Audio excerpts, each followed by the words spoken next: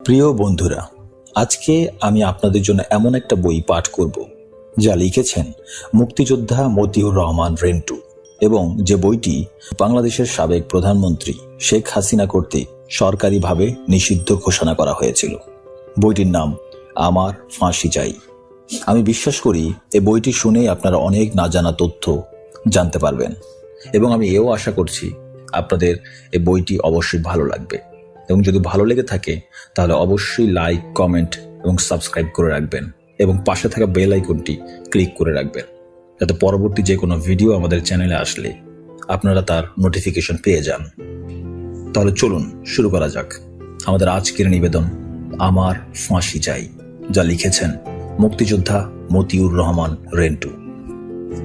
69-এর গণ আন্দোলন, 70-এর নির্বাচন, স্বাধীনতা ঘোষণা, মুক্তিযুদ্ধ, সিরাজ শিকদার হত্যা, একদলীয় শাসন, শেখ মুজিব হত্যা, খন্দকার মুস্তাক রাষ্ট্রপতি, জেল হত্যা, ৩রা নভেম্বর অভ্যুত্থান, ৭ই নভেম্বরের সিপাহী বিপ্লব।